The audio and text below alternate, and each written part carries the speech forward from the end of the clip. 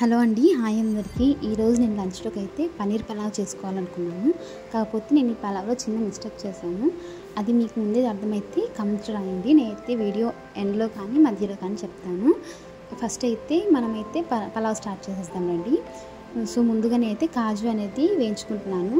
కొంచెం నెయ్యి తీసుకున్నాను. దాంట్లో మనం ఎంతైతే కావాలో అంత కాజు వేసుకుంటున్నాను.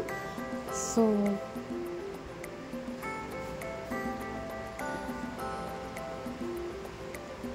కాజు మంచిగా వేగిపోయింది కదా, ఇవైతే తీసి పక్కన పెట్టేసుకున్నాను.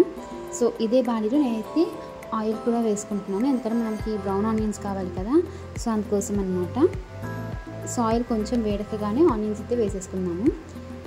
మనం ఏదైనా డీప్ ఫ్రైస్ అలా చేసుకునేది ఏదైనా ఉంటే స్టార్టింగ్లోనే చేసేసుకుంటే మనకి కొంచెం టైం కలిసి వస్తుంది అనమాట. అంటే డీప్ ఫ్రై అవ్వాలి కదా, కొంచెం టైం పడుతుంది. కాబట్టి అది మనం సిమ్లో పెట్టేసుకున్నట్టయితే ఆలోపు మిగతా ఏమన్నా కావాల్సినవి రెడీ చేసుకోవడానికి. సో ఇక్కడ నేనైతే అదే పని చేశాను అనమాట. ముందు ఆనియన్స్ కట్ చేసి బ్రౌన్ ఆనియన్స్కి వేసేసుకున్న తర్వాత నాకు కావాల్సిన వెజిటేబుల్స్ అయినా, కొత్తిమీర అయినా, అలాగే ఏదైనా మసాలా కావాలంటే అది కూడా నేను రెడీ చేసుకోగలిగాను. సో ఇక్కడ చూసారు కదా, మనకు బ్రౌన్ ఆనియన్ అయితే కంప్లీట్ అయిపోయింది. సో అది నీట్గా పక్కన అయితే తీసి పెట్టేసుకుందాము.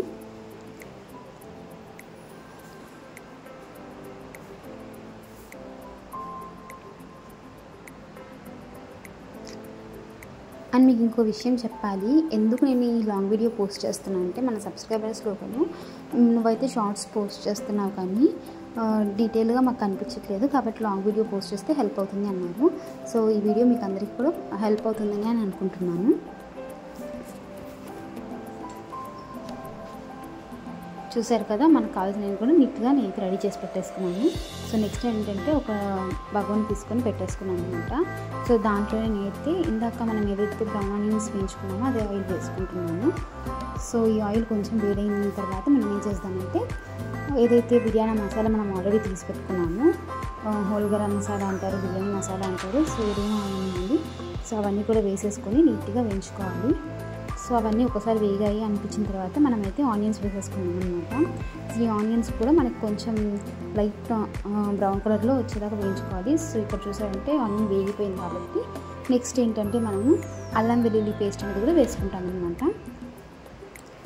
సో మనం అల్లం వెల్లుల్లి పేస్ట్ వేసుకున్న తర్వాత అది కొంచెం బాగా నీట్గా కలిపేసుకోవాలి. కొంచెం పచ్చివాసన పోయింది అనిపించిన తర్వాత మనం ఏం చేయాలంటే, దీంట్లోనే మనం వెజిటేబుల్స్ ఏవైతే ఆల్రెడీ తీసుకున్నామో అవన్నీ వేసుకోవాలన్నమాట. సో ఇక్కడ నేను క్యారెట్ తీసుకుంటున్నాను.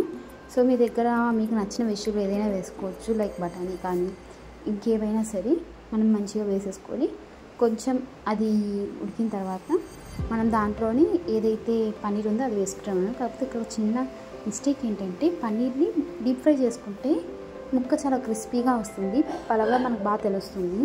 సో అదొకటి నేను చేసిన మిస్టేక్. మీకు స్టార్టింగ్లో చెప్పాను కదా మిస్టేక్ చేశాను, అది ఇదే అనమాట. సో కంగారులో అయితే పన్నీర్ వేసేసాను. తర్వాత తగినంత ఉప్పు, కారం కూడా వేసుకుని బాగా కలుపుకోవాలి. సో కొంచెం అది మగ్గిన తర్వాత మనమైతే కొంచెం గరం మసాలా అలాగే ధనియాల పొడి కూడా వేసుకుని బాగా కలిపేసుకోవాలి.